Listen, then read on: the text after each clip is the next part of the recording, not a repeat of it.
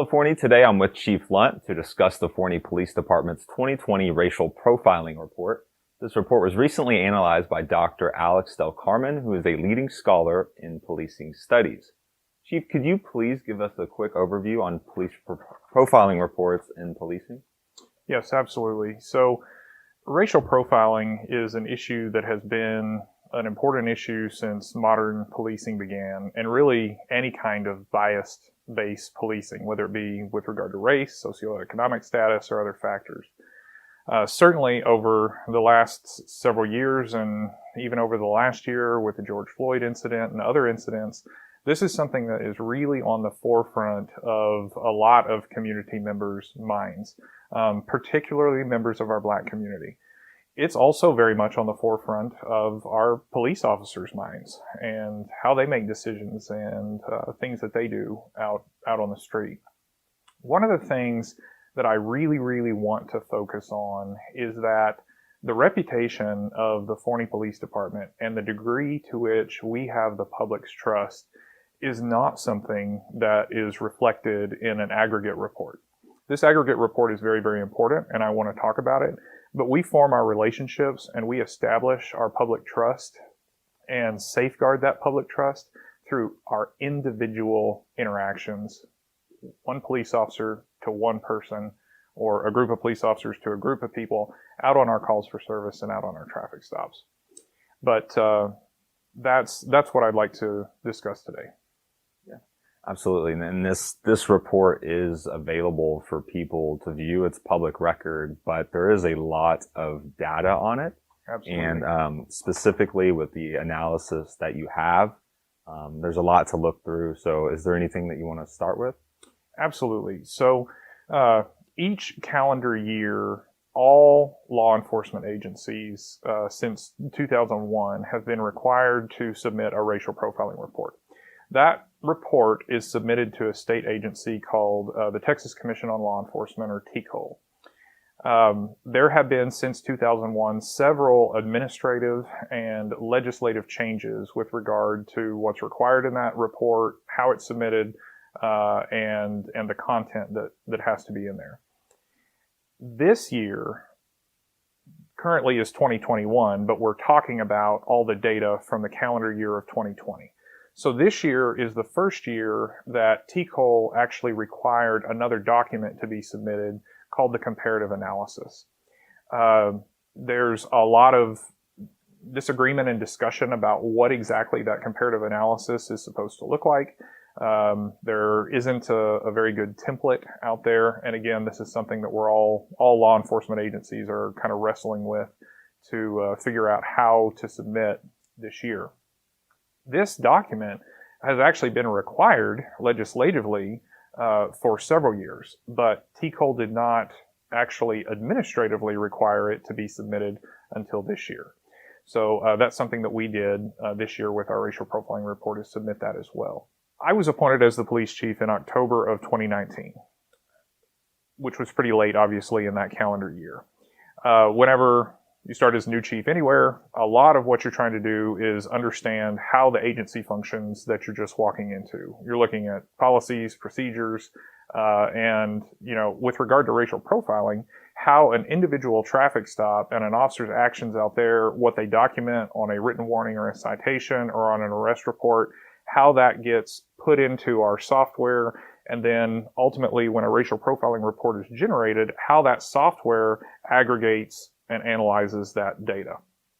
So in early 2020, just a few months after I started, we, as all law enforcement agencies were required to submit a racial profiling report. So I was provided with a draft of our report in 2019, and unfortunately I did not at that time have a detailed understanding yet of the Forney Police Department, because I'd only been here a couple of months at that point. And what I now know is the manner in which the Forney Police Department, unfortunately for a long time, has not been completely accurately gathering racial profiling information. The Forney Police Department has done in the past a really good job of documenting incidents where a traffic stop results in a written warning or a written citation, but we were not capturing data from when we make an arrest. And there was a period of time in a recent legislative change where we were not capturing data when an officer would make a verbal warning. We've fixed all of that now, and actually reported that deficiency proactively to TCOL, saying, hey, we have realized that we have this issue, and here's our corrective action plan that we're taking to address that. TCOL has approved of that plan, and everything moving forward is good. So this year, in 2021, when we looked at our data from 2020, the data that we submitted and the data that we have, I am confident is an accurate representation of our work in 2020. We worked very hard and diligently to make sure that every stop that we made, all 5,263 of them, were properly documented and then properly reported in its aggregate form. So it's those results that I'd really like to talk about today. So as you go through Dr. Del Carmen's report, which is available for anyone to review, and also a memo that I have written to go along with that report, individuals can go and see everything. Dr. Del Carmen's report's about 80 pages long. My memo is around 7 or 8 pages to try to explain it. So first of all, I'd like to explain why I brought in Dr. Del Carmen to this process. So Alex Del Carmen is a PhD level scientist. He has over 20 years of experience in the field of criminology, and he is Texas's leading expert in racial profiling. It is what he does. I didn't know Alex Del Carmen until March 1st of this year. And I met him at a training that I was at LEMIT, which is the Law Enforcement Management Institute of Texas, at a program called New Chief Development Program. That training is required of all newly appointed police chiefs within 2 years of their appointment. I was supposed to go to that training early in 2020, but it was canceled because of COVID and then rescheduled, and this was the first class that I was able to get into. So Dr. Del Carmen taught the entire day on Monday and did a fantastic job of explaining all of the current issues with regard to racial profiling law, racial profiling reporting, and best practices that agencies ought to be engaged in. On March the 2nd, I presented our racial profiling report to the City Council. And there were some really good questions that were asked during that brief report that I provided. And I was very appreciative to have just gone through this training with Dr. Del Carmen the day before, and I could speak to some of the issues between what a location such as within the city limits of Forney has in terms of their census demographics versus our driving population, because they're not the same. And I was able to speak to some of those other issues as well. But from the questions that were asked, it seemed like there was some concern over what our data may have shown and how I may have been interpreting it. So in order to be completely transparent, I contracted with an objective third party, Dr. Del Carmen, and asked him to independently review and analyze our data. And I'm very glad that I did that, because utilizing him as a leading expert in our state, and he's also internationally renowned. He's written books published in international journals. I'm very confident in the interpretation of our data and what we're doing here in Forney. So as you move through the report, first of all, on page 1 of his report, in his letter to our city council, he indicates that we are complying with racial profiling laws in Texas. On page 4, he describes some of the efforts that we have engaged in to inform the police department how to file a complaint or a complaint. One of the things that I'm really proud of our police department is the relationship that we have with our community. In 2020, we, in the early part of the year, had 3 completely open, unscripted town hall meetings that we held in partnership with 3 local restaurants. Those were well attended. At our smallest event, I think we had around 30 people, and had around 50 people or so at our largest event, three different ones.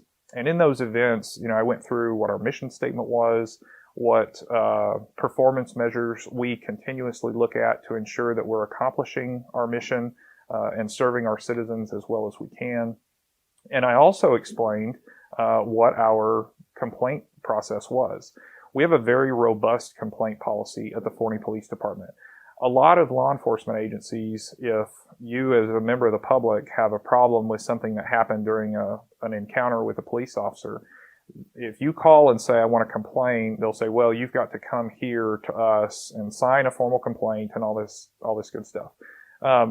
There are some due process reasons why those policies exist, but we make our complaint process much easier for folks.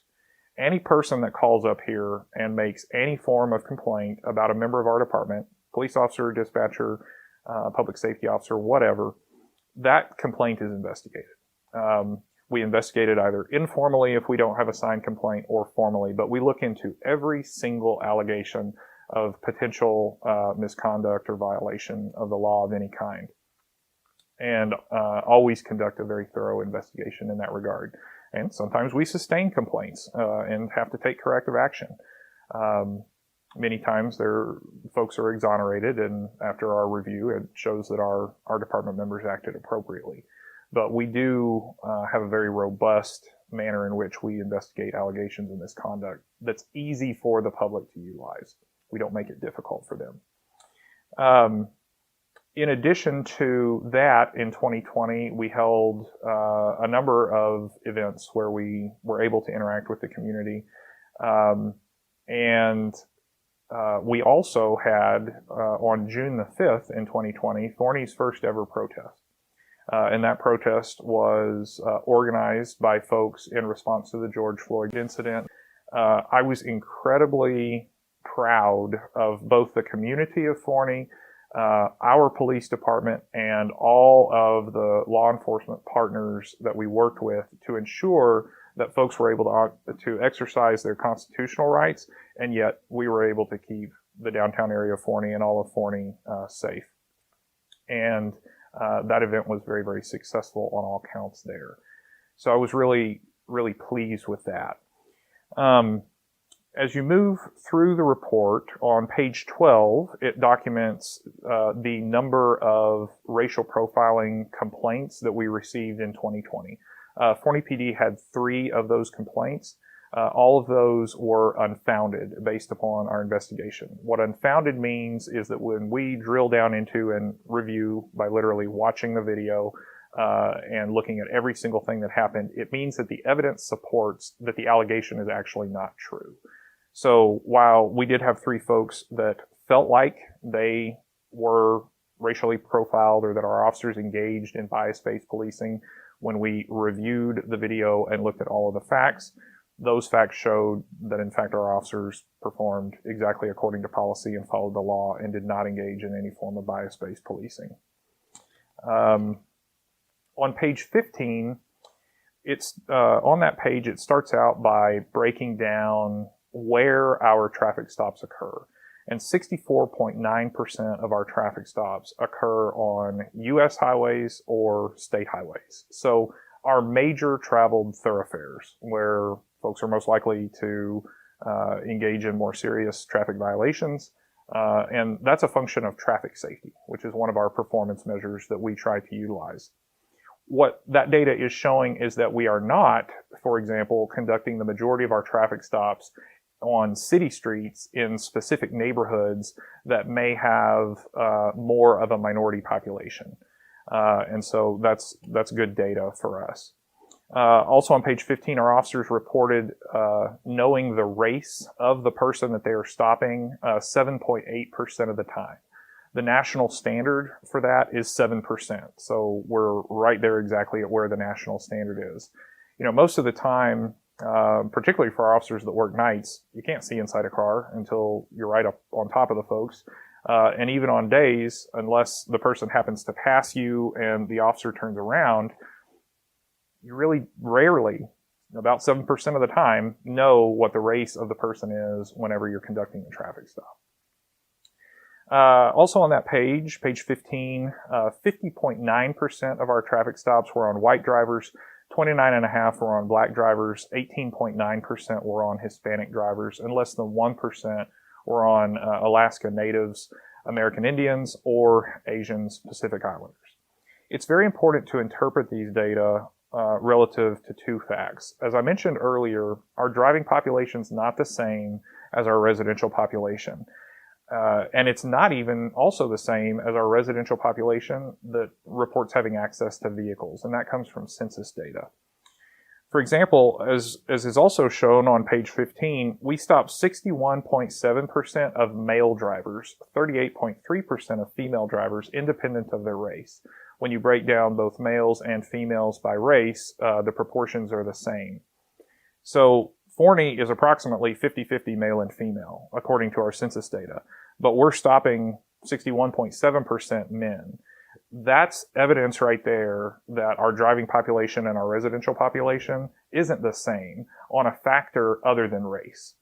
Why is that?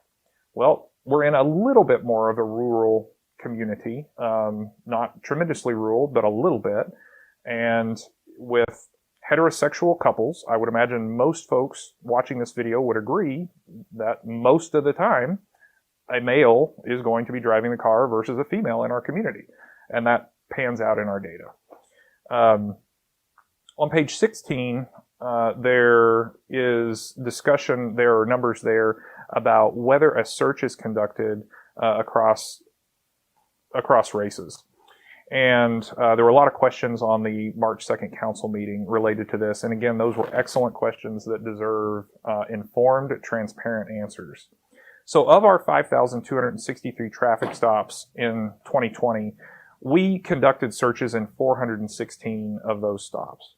So of the 5,263 traffic stops in 2020, we conducted searches 416 times. That's about 7.9% of all of our stops. These searches were conducted 50% of the time with black drivers, 31.7% of the time with white drivers, and 17.8% of the time with Hispanic or Latino drivers. And right at face value, this is what causes some folks concern.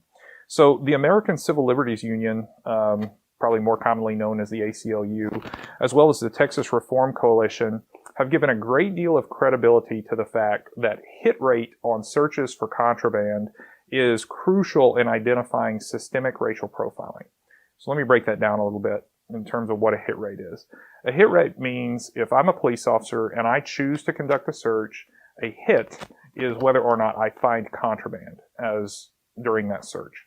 So the average hit rate among law enforcement for conducting searches is approximately 30%, meaning that 30 out of 100 searches, an officer actually finds contraband during that search. Hit rates higher than 30% are indicative of one of two things. One being high quality police work that lends credibility to the reason the officer is conducting the search, or two, it's an indication that officers are actually planting evidence and violating their oath of office. Here at the Forney Police Department, we utilize dash cameras, body-worn cameras, and we have a very robust complaint process. If our officers were engaged in the planting of evidence, this would have been exposed. And we've had absolutely no allegation of any kind ever since I've been the chief that has been the case. So also on page 16, there are differences across races for the reason of the search. Officers primarily, most of our searches that we conduct, they are either consent-based searches or they're probable cause-based searches.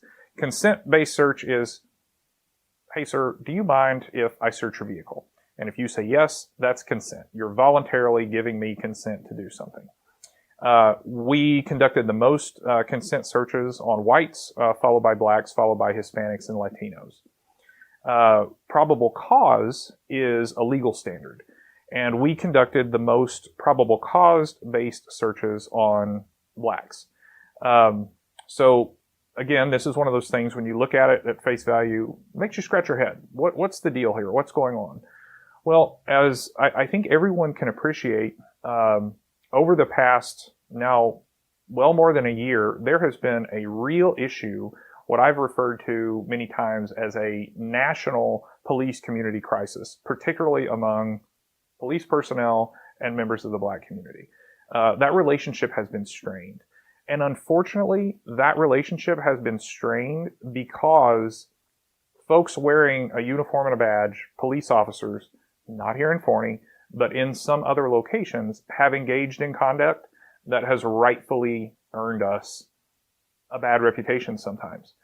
So when we walk up to someone and we're already in an adversarial situation and a law enforcement officer is asking for someone's consent, when there is a lack of public trust, sometimes between certain Black persons and the law enforcement community, they're not that likely to grant consent. That makes sense. So then, if an officer is going to conduct a search of a vehicle on the side of the road, they've got to have probable cause. And what our data shows, also on page 17, is that yes, we engaged in more probable cause searches with Black drivers. However, our hit rate was 50.5%. The national hit rate is 30%. So again, as the ACLU and the Texas Reform Coalition have recognized, that suggests we are engaging in high quality police work. That we're not, for example, conducting a ton of searches and just harassing people and not finding contraband. We are conducting in searches based on a legal standard and locating contraband as appropriate. So it's really important to look at that data as well. Then, okay, so an officer conducts a search, they locate contraband, now they have a choice to make. What do I do in this instance? And what kind of contraband did I locate? Was it drugs? Was it a weapon? Was it alcohol, etc.? And these data are discussed in the report on page 17. And there's a very interesting set of facts that come out here. So on our probable cause-based searches for Black drivers, 99 times we located contraband. In 87 of those 99 times, officers recovered narcotics or drug paraphernalia. So the vast majority of those. Yet, of those 99 Black persons where contraband was discovered and making a physical arrest was an option for the officer, we made an arrest in only 12 instances. Or it happens to be 12.1% of the time. So rather than make an arrest, officers generally exercised discretion and afforded leniency by issuing a citation to most Black drivers who were in possession of illegal narcotics or drug paraphernalia. In my opinion, this reflects the professional compassion and empathy that officers with the Forney Police Department have as they endeavor to accomplish their duties and enforce the law, but respond to and contribute to positive police community encounters and relationships with the Black community. Also on page 18, the data shows the results of the stop, which includes verbal warnings, written warnings, citations, arrests, or some combination of arrests and warnings and citations. These data have got to be interpreted in the context that I've previously explained, as well as the information that's listed on page 19. On page 19, these data show the aggregate reasons for an arrest being made. In all categories except for outstanding warrants, which are issued by magistrates, not police officers, there are consistent and proportional differences among all races. Black drivers were arrested the most for outstanding warrants, 44% of the time, which is difficult for a law enforcement agency to control. On page 19 as well, these tables show the degree to which force is utilized by officers during traffic stops, as well as the number of racial profiling complaints that we received, which I already spoke to. I'm incredibly proud to report that of 5,263 traffic stops that we conducted in 2020, in no single incident did members of the Forney Police Department cause bodily harm or injury to any person that we encountered during a traffic stop. Dr. Del Carmen indicated that of his clients, of which he has many, many police agencies across Texas, which are his clients, that is not common. Police work is dangerous.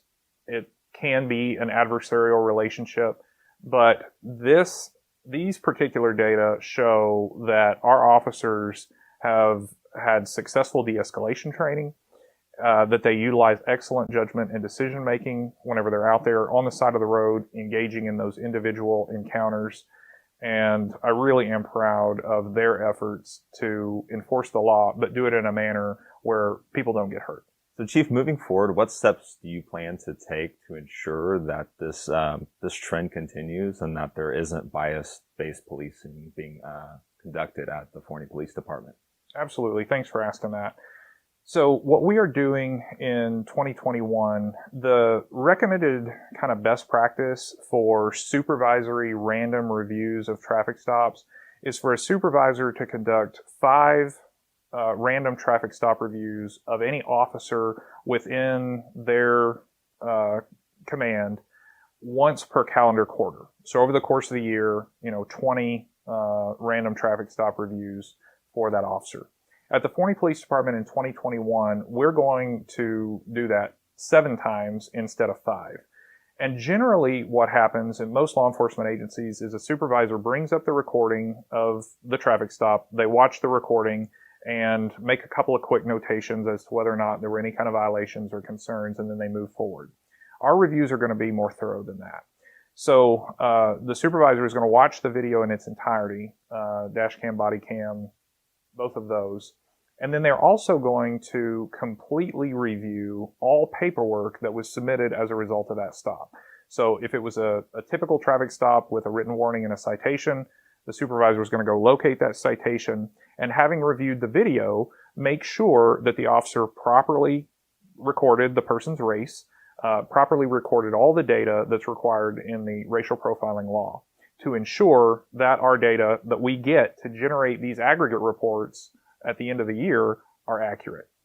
The other reason that we're going to do all of that is to make sure, when an officer says they are conducting a probable cause-based search, for example, that's always reviewed the day of when the officer turns that in.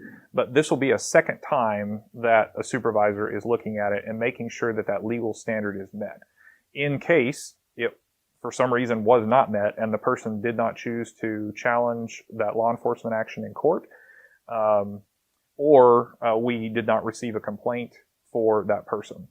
And any time that we run across any kind of violation like that a supervisor does, they initiate a formal complaint against the officer that we document and report. So those are the exceeding best practices procedures that we're putting in place in 2021 to make double, triple sure that our data is accurate, our officers are engaging in completely unbiased policing. And I want to qualify that a little bit. We're humans, and all humans have biases. When you go to trainings on racial profiling, bias-based policing, things like that, there is no way for any person who is human not to have bias. What the trainings try to do is they get you to recognize what bias that you have and then work to overcome that. But my job, my responsibility as the police chief is to ensure that we certainly have no systemic issues, and that if we become aware of any kind of individual behavior that may have occurred, that we address that immediately. Bias-based policing in no way is tolerated at all at this police department. These reviews that the supervisors are conducting are required to be random, but also representative. So, they're not entirely random. What I've told the supervisors is, okay, if you've watched 6 videos and they all happen to be of white folks, you're going to have to find another traffic stop that involves a member of a minority community. They are not able to conduct 7 reviews, for example, of all just regular traffic stops that result in a warning only. They've got to cover times when officers have written warnings, times when officers have issued citations, and at least one review has to be of an arrest, so that we're reviewing the officer's comprehensive enforcement decision making, if you will, and making sure that in each of those cases the officer is performing appropriately. All right, Chief. Well, that was really insightful information. I appreciate you sitting down and taking the time to go through that. I think that's really insightful information for our citizens. Absolutely. And one of the things that we have done numerous times here in Forney since I've been the chief is when we've had a complaint, whether or not it is a person who is white, black, Hispanic, Asian, it doesn't make any difference. When we have a complaint and we go through the investigation, one of the things that we do is offer that person the opportunity to come in, watch the video with us, and engage in a dialogue. We have invited our critics to come and meet with us in an effort to try and grow and improve upon that relationship. Law enforcement and policing in general is far from perfect. Back when the George Floyd incident occurred, I made a very heartfelt post about how I felt about that particular incident and the responsibility that is incumbent upon all of us that wear this badge. And law enforcement and the policing profession has made mistakes. We aren't perfect. But here at the Forney Police Department, we absolutely do strive for excellence in police services in everything that we do. That's the central part of our mission statement.